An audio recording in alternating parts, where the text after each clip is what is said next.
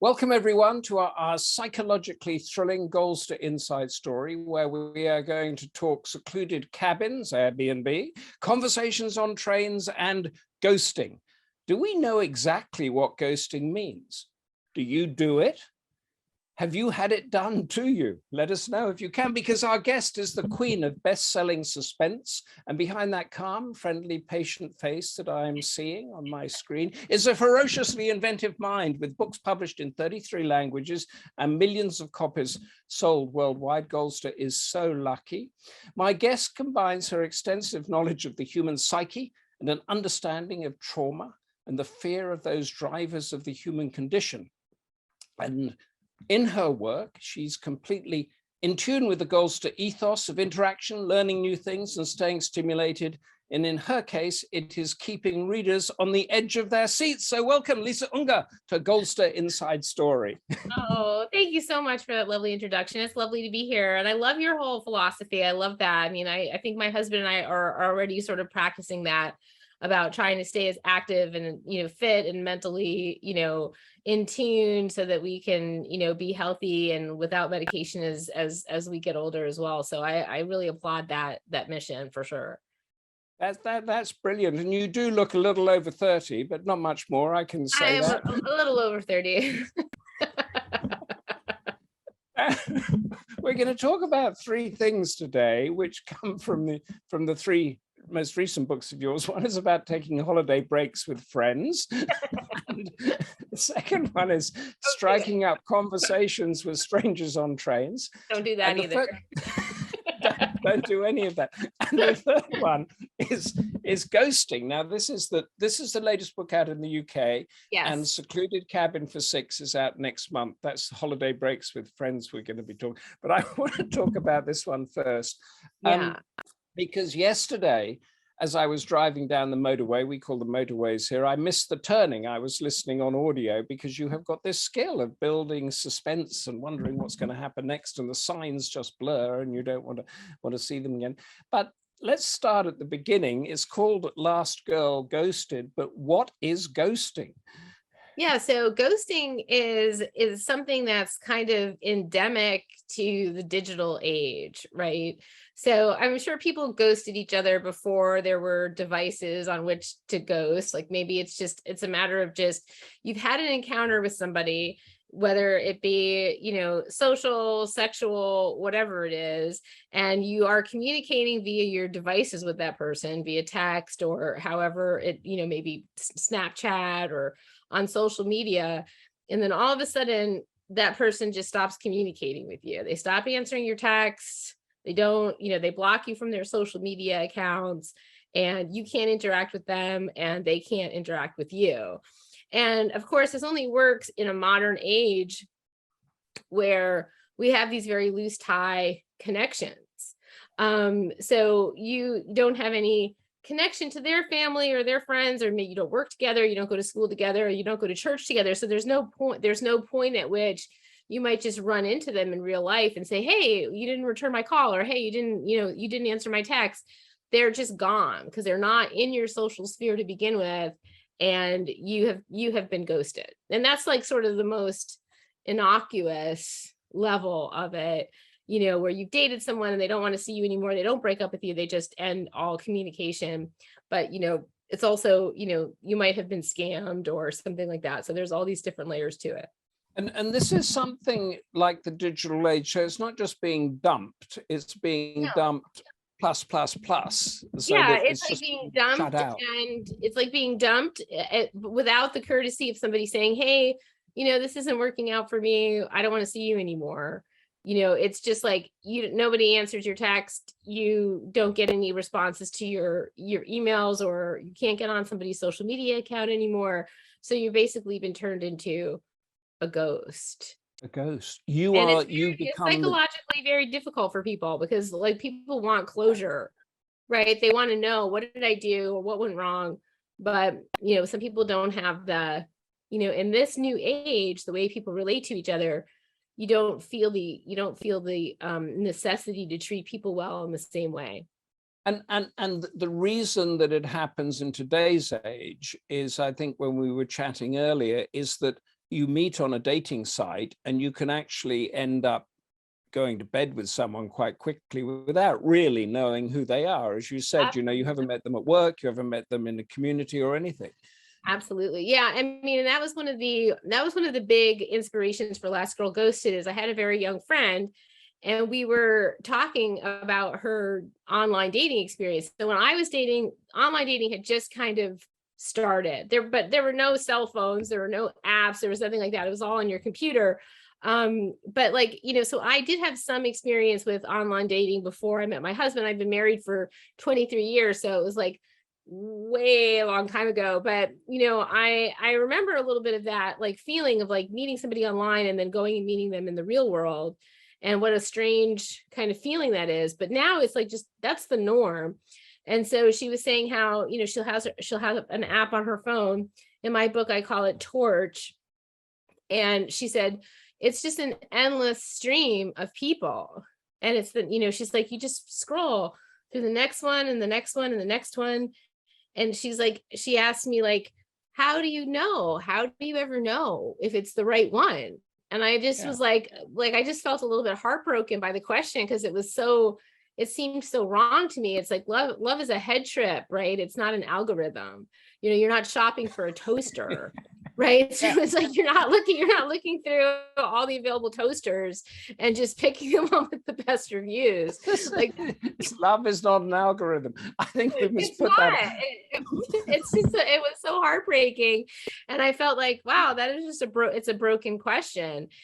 And so, you know, and she was like, and then if you meet somebody and you decide that you're going to take it off the digital sphere, which you might not, right? But if you decide you're going to take it off the digital sphere and you go meet that person in the real world and they're not what you expected, or you're not what they expected, and then you could just ghost that person and never ever see them again. So it's no risk, is it? There's no risk because you're not going to be upsetting colleagues or family or friends or you know, your that sort of thing. It's just if anybody in our audience has ghosted somebody or been ghosted, now that we've had a definition of it, but we're going to talk more about it, or been dumped or dumped people, or you know, come let us know, give us a tip, and we will examine it, or you can examine it with us, because it's a fascinating concept we have here. Now, I was thinking of giving a sort of potted beginning of the ghosting in Last Girl Ghosted, but I thought I didn't know how much to give away or not. So just tell us your heroine, protagonist, and how that all begins. Yeah, so when we first start Last Girl Ghosted, we meet Ren Greenwood, and she is an advice columnist. And she has, you know, come from terrible trauma, and she's kind of clawed her way into the light, and she's built this very successful life for herself.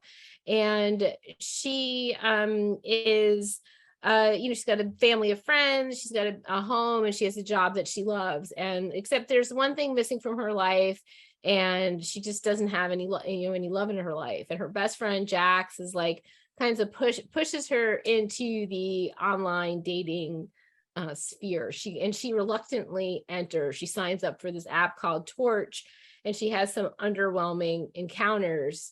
And then she winds up meeting Adam. And when she meets Adam, she falls for him hard. You know, she hasn't had a lot of love in her life. She's still kind of young emotionally. She's a little bit traumatized from her past. And she just falls really hard for him. And they have this whirlwind romance in New York City. And then after a particularly deep encounter, he asks her a question, or he asks her to say something to him that she's never said to anyone else. Tell me something about yourself that you've never told anyone. And she does. And the next day, he ghosts her. He's gone. He's gone. He stops answering her texts. His social media profiles disappear. His telephone is disconnected. And when she goes to the place that she thought was his house, his apartment, she finds that it's just a vacation rental. And he's completely gone from her life. And Ren is heartbroken. And she's heartbroken until a detective shows up on her front door looking for Adam. And he lets her know that there are other women like her, other women who have fallen for him, and all of them have disappeared. So instead of just counting herself lucky and sort of curling up and licking her wounds, she decides that she's going to follow Adam's very dark digital trail, that she is going to be the last girl he's ghosted. Oh, that's where the title comes from. That's right. There's so many things in that, but when you say that he disconnected from his Facebook and his phone and everything, when you ghost somebody, do you have to do all that? Do you have to be No. a false identity, or that's just No. an extra stage of ghosting?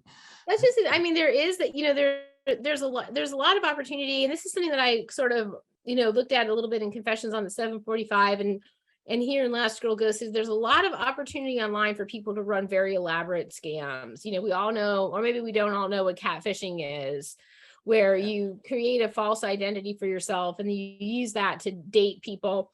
And as long as it never moves into the actual physical realm of dating, you can have all these sort of online relationships in another identity with people. But it goes another step too. There's a very common scam called the sweetheart scam, which maybe people have heard of it because it's all over the news, and yet people still fall for it all the time. It's usually somebody who's created a fake identity for themselves. They seek out older people who are lonely, people who have money, and they create a relationship with this person. And it's pretty easy to do in some cases because, most people who are out looking for love are really, they're lonely and they want this connection with somebody. So they have a relationship, it's like, oh, maybe this person lives in another country. It's hard for them to get to you, but you're talking on the phone, you're texting, you're in social media with that person, but they're from their side, it's all fake. They're crafting a persona for you. Okay. And then something happens, like they're supposed to come and meet you, and then you don't hear from them. They don't show up, and you don't hear from them. And then finally you do hear from them. Oh my God, there's been this horrible tragedy. I've lost my son. I've been in a car accident. I'm stuck in a foreign country. Can you please send money? And people do? Amazing amount of people do. Yes. And even though this is a known scam, and that it's out there for anybody to see, people with regularity fall for it. So they may send 5,000, 10,000, who knows how much. And then that person at that point ghosts you. Then the social media accounts disappear. The telephone is disconnected. It might have just been a burner phone to begin with. Everything, and that person is gone, and you have no trace of who they are. And a lot of people who fall for this scam, they never report it because they feel so ashamed that they fell so completely for somebody who was obviously scamming them. This is a whole incredible. This is the techno digital world, and I think a lot of those people that are doing the scams are in Ghana, I think, or Nigeria, or Russia, or something like that. A lot of different places like that. Yes, and there's a really interesting podcast called The Hidden Brain. I don't know if anybody has listened to it. The Hidden Brain. The Hidden Brain by Shankar Vedant is the host. And it's an absolutely brilliant series of podcasts about things like this, like all these different things that, like in this particular one was about like why people fall for scams. Like most people believe that they will never be scammed. And the people who are absolutely positive that they will never be scammed are the people who are the most vulnerable to be. And I presume they're targeting, as you said earlier, the wealthier people who are older people who possibly lead a more protected life. That's right. Less exposed to this sort of thing. So audience, anybody been scammed? Anybody got a son, daughter, cousin, friend who's been through this, or been ghosted, or do ghosting yourself? I was having at dinner just last night saying I was about to talk to you with somebody, a widow well into her 60s, and she told me the story because of this interview about dating somebody. And it turns out that because he was clingy, she blocked him. And I said, and I was gonna, she didn't shut herself down, but she wouldn't answer his calls, wouldn't answer his Facebook things, wouldn't do anything. And I said, I was going to ask you whether that was ghosting or not. I think it's kind of a, it's kind of a ghosting light. Light ghosting, and not like Adam and Glenn in your book, but ghosting. Right, but I think that sometimes in the case of women, like it's what we have, you know what I mean? Like if somebody's too aggressive and somebody is, not taking cues and not understanding our words, like some men don't want to hear when you say, I don't want to see you anymore or whatever, and they're coming at you from different areas, they're texting you, they're commenting on your social media. Sometimes for a woman, it's a reaction to not being heard. Right. Like yeah. So he's not listening. So you've got no choice but to sort of cut them off. Yeah. He's not listening. Yeah. This brings me into and Ala says a lot of scams from Nigeria, yes, and from the UK. Have you had any experience, Ala, or are you a private detective that who is going to investigate these things? Oh, she has. Yes. Tell us what happened. Yeah, tell us, and anybody else on ghosting, dumping, and I want to talk about modern relationships a bit, because when you meet somebody that you've just met on the net and you've got this profile of them and you meet in a cafe or something like that, and then if it's a date, things move differently and very fast. So if you were meeting, say, if you were thinking of dating a colleague or somebody in your church group, as you said, you might be several weeks or months before you ask them out. But this is immediate. Everybody knows what's in the air. It happens very quickly. So how does that change the way our DNA, our brains work when it comes to love, trust, all of those sort of things? That's a really interesting question. Yeah. And this is like one of the things that I find the most interesting is about so technology, if you think about where we've come in technology in the last 100 years, it's indescribable, it's incalculable, the advances that we have made in technology, right? Like you cannot believe where we were 100 years ago to where we are now. However, your brain has evolved, like not at all, not even a little bit. Your brain is still this completely ancient machine that's like in your head, right? And it's all the things. It's it's biological, neurological, psychological, your mind, your heart, your mind, your spirit, all of it, right? Like your psycho-spiritual self is like an ancient and infinite thing, right? And this technology is like the ultimate disruptor, right? So once upon a time when you were dating, the pool was really tiny. You had your village basically, or like whatever your small group was, your survival group, right? And so the act of mating was like it was a biological imperative, right? And then the pool grows bigger and bigger as people the rise of agriculture and the settling of cities and towns. So the pool grows bigger and bigger, right? And it becomes ever more, like a business transaction, right? Like, you marry for wealth, you marry for security, you marry for family, whatever it is, right? And so all of these are all very close tie connections, usually brokered by your family. Yep. Absolutely. And then the modern age sets in and people decide all of a sudden that they want to marry for love, right? For good reason, but then there becomes ever more people around and looser, ever looser tie connections to the people around you, and then enter the online dating, and then all of a sudden your pool is global. Yes. And you have the availability of all these people and all these appetites, right? Sorry, go ahead. No, you mentioned that suddenly people are marrying for love, which caught my interest. Mm-hmm. So the love emotion that we have is a sort of recent brain development. And before that, it was more transactional. And as the dating app made it again transactional.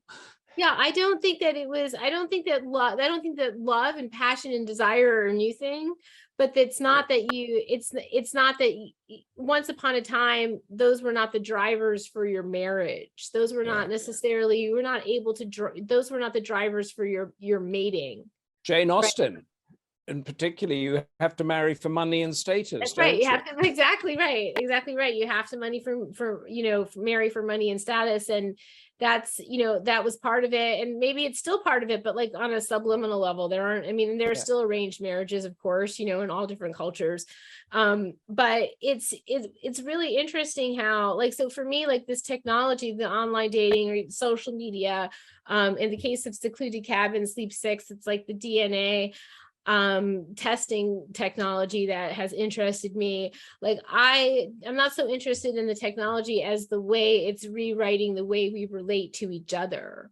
And so online dating really is rewriting it. So now it's like, now we've gone so far the other way that you might meet somebody online and be talking to them online and maybe never hear their voice, never actually have a phone call with that person. And then decide you're going to meet someplace. You might meet someplace and, hook up with that person, have sex with that person. And then from that encounter, decide if you ever want to see them again. I mean, it seems to me, and talking to the younger generation, love to hear this from your audiences, sons, grandchildren, whatever it is in the younger generation, but that now you can go on a dating site, meet someone and go to bed with them. But then if somebody says, let's go for a walk and have a conversation, that's considered to be too intimate. That's too intimate. Yeah.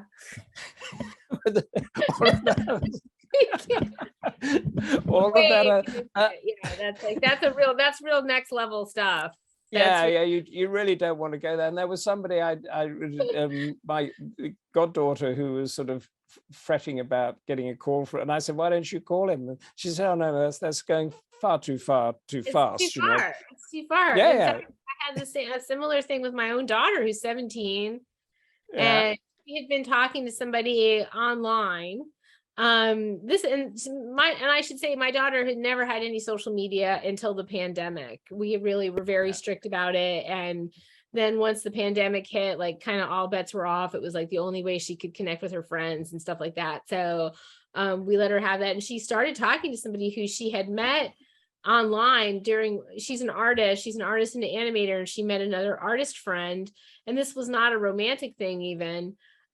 She met an artist friend online, and they were communicating in Discord, which is another one where people connect. And it turned out he was coming down to visit a college in our area with his family, and they wanted to get together.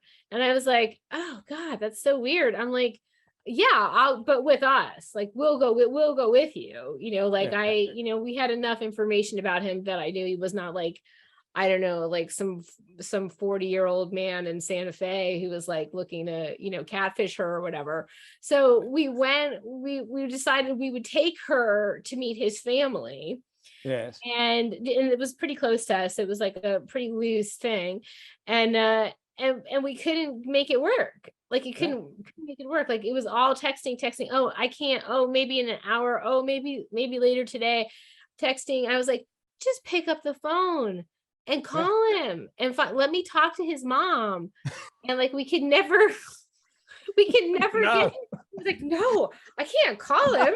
Like, I don't understand. I was like, okay, I'm pulling the plug on this. This is too weird. We're not doing this. What a great story. Now, Alla, I would like you to stay with us and talk directly to Lisa and tell us your experiences there, because you've written an article about it and you seem to know a lot about this sort of thing. So stick with us, Sarah. Iris says, the idea of changing who you really are reminds me of an online game called Second Life, where you can be your fantasy self. Oh, now that's interesting, because the protagonist, the antagonist in Last Girl Ghosted, I don't want to know how much to give away, but was he living a is there that fantasy element of ghosting somebody, giving you control and Well, I think I think that's one layer of it. Like some people, I mean, and you can watch a lot of these different, there's a ton of documentaries about catfishing and a lot of things that have been written about it. There are a lot of really great articles about it. And and catfishing is basically like when you have put out a version of yourself that is not true. It may be completely untrue. You may be using pictures from other, pictures from the internet that are no way approximate who you are, and you create this persona and you develop these relationships. And that's catfishing, and it might just be motivated by some deep need within you. You don't feel good about yourself, and so you don't feel that you can attract anyone, and so you create a persona that you feel will be attractive to people. Or it could be just for the intention of scamming somebody. Or of sort of controlling a relationship. Maybe you're usually controlled, and therefore by doing this you can control other people. Yes. Some element of control in a life that may be out of control.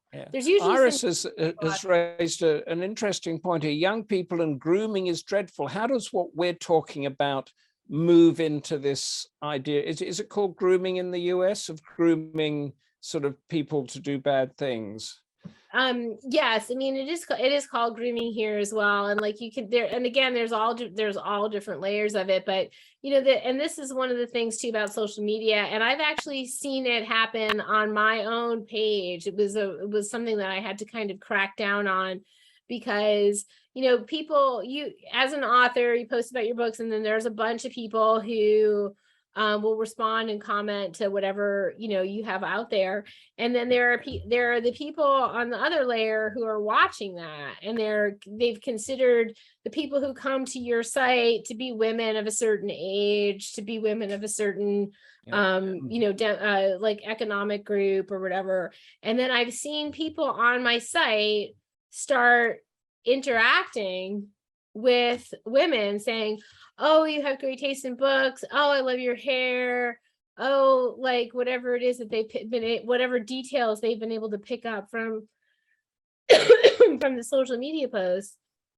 And they start they start like sort of interacting with those people on the site. And that's sort of deliberately finding common ground so that they can I would offer you a glass of water, Lisa, if we were not virtual. I have a little bit of a cold. So you got a lovely. I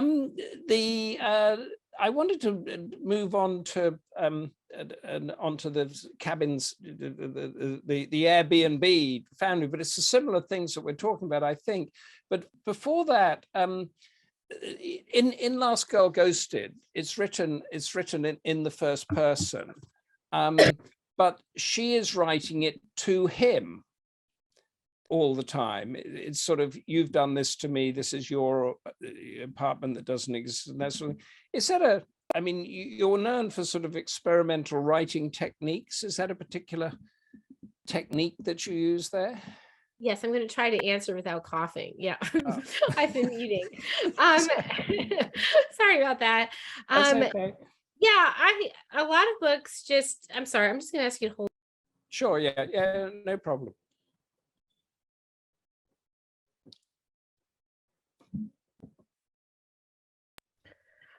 Yeah, most books just kind of write themselves the way they want to be written, and so there's not a whole lot of choice involved in how a book gets written, or, like for me, sometimes it's a very, intense first person narrative, present tense, and that's just the way the book wants to be written, and I couldn't write it any other way. Sometimes it's multiple voices, third person omniscient, and I couldn't choose to change that. I couldn't get into any. Thank you. My husband brought me a cough drop. Oh, can you thank him from us? Thank you, honey. Goldster thanks you. So a lot of people, a lot of my books they just choose that. And so in this case, when I first started writing and I realized that she was talking to Adam, it added it was a layer to her that made me realize how fragile she was as a person. You know, so so Ren, from my perspective, she comes from this deep place of trauma. She comes from this horrible traumatic event. She's moved into the light with a family of friends and a job that she loves and a home that she loves, but she has been unable to give herself over to love. She's been unable to open herself up to somebody in order to have like that intimate love in her life with a partner. And so when she does it finally with this person, she gives herself to him totally, in a way that most people her age have probably already learned not to do. Like at a certain point in our lives, we learn we have to hold back a piece of ourselves for ourselves. Like to give yourself over totally to somebody is to make yourself incredibly vulnerable to loss, you know. Which is what she does by telling him the secret. So that sort of unlocks that extra layer, doesn't it? It unlocks that extra layer, and she opens herself up to him, and she bears all. And so when he leaves, it's devastating for her. So this is not a long relationship. It's not like she's been with him for even a year. It's been weeks, months, right? Like a short period of time. And so for her to be so deeply into his, you know, have given so much of her and to have so much invested in him at such a short, after such a short period of time, revealed to me how fragile she really was. It's really talking to him. Yeah, it's really interesting, this compressing of the usual evolution of an emotion into love or into getting to know somebody is sort of compressed completely, isn't it? And therefore the emotion that comes out of the reaction to stuff like that happening is an unknown, really, isn't it, to everybody. I'm going to have to, and I'm not coughing, I'm going to pull a blind down because the sun's in my eyes too much. There's a lot of sun coming in your window. I can see it. Yeah, it's one of those icy winter days. So that so are we still all here? I'm here. I'm here. Yeah, that's a little better. I can see it. Now these elements that we've been talking about, the compressing of relationships, the trust, getting to know, if so, when you the secluded in is 6 in a secluded cabin, the one behind you, secluded cabin, sleep 6. Sleep 6, that's right. Sleep 6. I mean, your titles, Lisa, are great because Last Girl Ghosted, you immediately think, what on earth is this about? And Secluded Cabin C6, you know what it's about. Yeah, I mean, do you spend hours working these titles out, or do they just come to you? I wish I could take credit for my titles. Usually my titles are not my titles. Like, this is usually how it works. Like, if I have a title that I absolutely love, that I completely am positive, like this is the title for the book, the chances are that like that is not going to wind up being the title for the book. If I have a title that I'm like, I guess it can work for now, that's inevitably the title that everybody loves. Like, so I'm not sure, like I must have some kind of like title problem, but like this title, Secluded Cabin Sleep 6, was the sort of the brainchild of the publisher of Park Row, Margaret Marbury. That was her title. She's the one that came up with that. My title for the book was Blow Your House Down.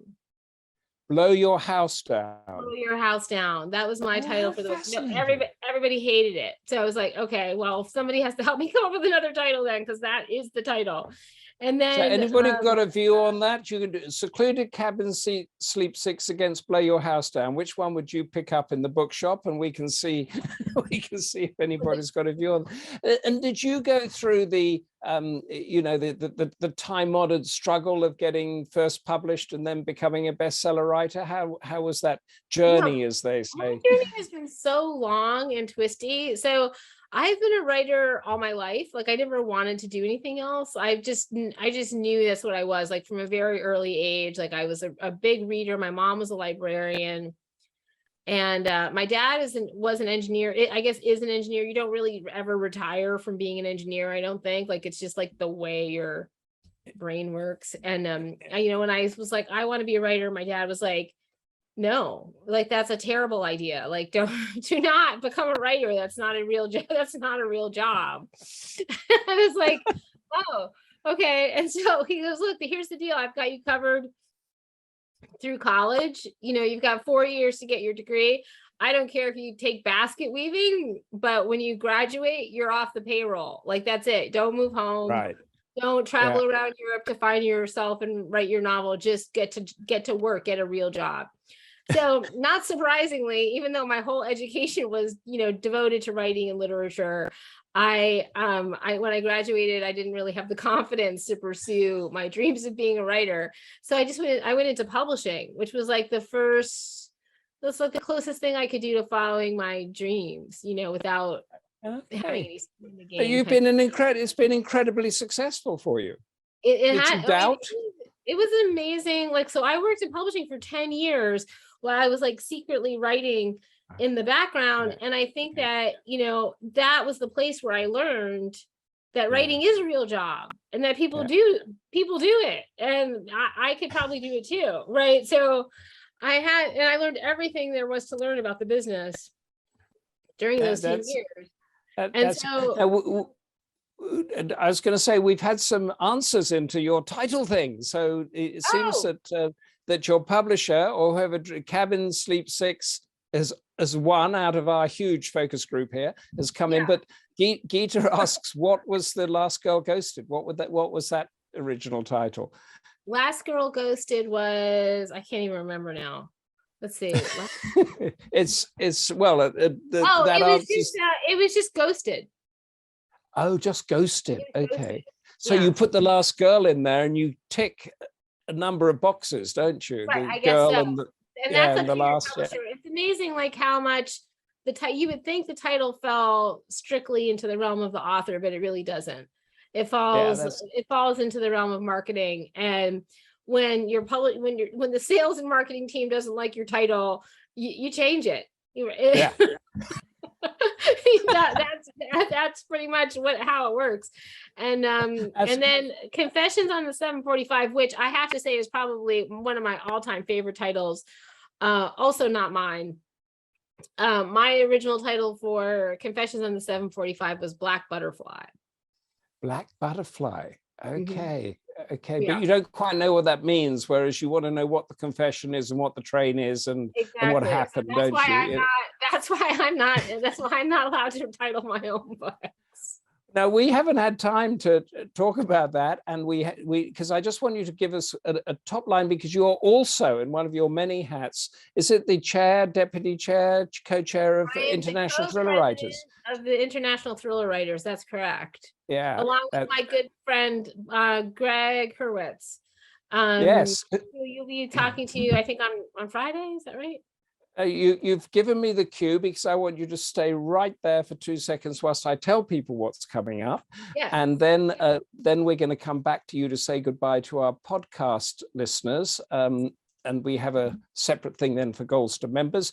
Where Geeta, we will answer your question on why Black Butterfly and Ghosted is also great, says Geeta, but we'll do that in the after chat thing. Tomorrow at 5 p.m., I am with Lisa's colleague in arms, Greg Hurwitz, the creator of the Orphan X series. It's about a man with a dangerous past, a personal mission to help those with nowhere else to turn. So we get into the human condition again there. It's at 5 o'clock tomorrow because Greg is flying all over the place. He was going to be in Los Angeles. We were going to do it at 8. We're now doing it at 5 because he is in Florida filming, I think the same state as you, Lisa. So that's at 12 o'clock Florida time, 5 o'clock our time. Next Thursday, January 26th, Lucinda is with another fantastic travel writer, Tobias Jones, with his latest book, A Gorgeous Journey Along the River Po.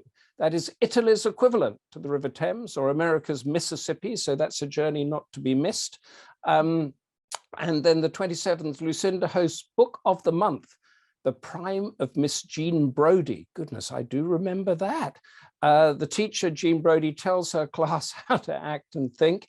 This is a Goldster non-recorded free-range chat, so kick back and say what you want. And we wonder whether Miss Jean Brodie would survive in today's classrooms with all the rules and everything. And because of our topic today, I'm going to skip to February the 9th, when I welcome back the former military interrogator, Lena Sisko, with her new book, Honest Answers. Lena teaches how to read people and whether they're telling the truth. I was wondering whether Lena Sisko might be useful in some of the things you write about, Lisa. Absolutely. I mean, it's all, we've got a couple of seconds. Secluded cabin for 6. Mm-hmm. Give us the top line of that and how you can tell who's telling the truth and who's not. Well, it's interesting. I have done a lot of research into like the limbic responses of the brain and micro expressions and body language. There is a lot of ways that people tell you whether they're telling the truth or not. And I do try to incorporate that into the work. And Secluded Cabin Sleep 6 is, full of secrets and lies, of course. And, I guess you'll have to spend a little time getting to know the characters to find out who's telling the truth and who isn't. But it's basically about, 3 couples who head off to a secluded cabin in the woods for some much needed R&R.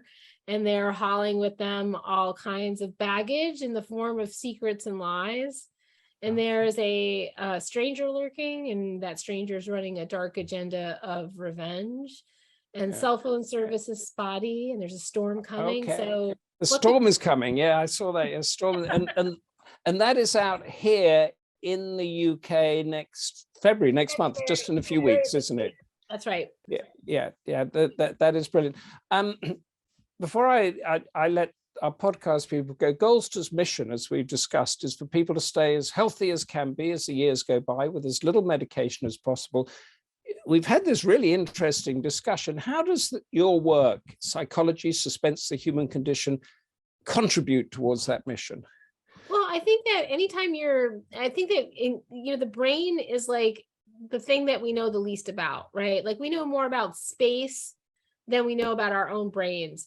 And I think keeping your brain stimulated through reading and, through narration and storytelling and stuff like that, I think it really does keep you young and sharp. And the more you engage in the things that interest you, so whether that be reading or your hobbies, or the more you push yourself to learn something new, or to, not turn away from that like annoying millennial, but like really ask that person some questions about their experience, like that is a way that you kind of stay young. So like staying in that learner's mind, staying in that beginner's mind that you automatically access when you read something that is not familiar to you, I think is a key way to keep yourself sharp and young. Well, that's great. Thank you for that. And you, of course, are taking yourself out of your comfort zone all the time, every time you do a new book, and because you never quite know whether it's going to work or not. Thank you, audience, for listening to our Goldster Inside Story podcasts. Just Google Goldster, that's with an ER, and podcasts. An array of conversations like this will unfold in front of you. Thank you, Lisa Unger, for being such a wildly fascinating guest, taking us to the heart of the human condition. What a great time we've had. Now, Goldster members, stay with us, don't go. Julia, we're still with you if you're a Goldster member. Stay right with us where you are to talk about to Lisa directly. And for everyone else, though, until next time, stay involved, stay curious, stay active, stay safe, and of course, stay Goldster.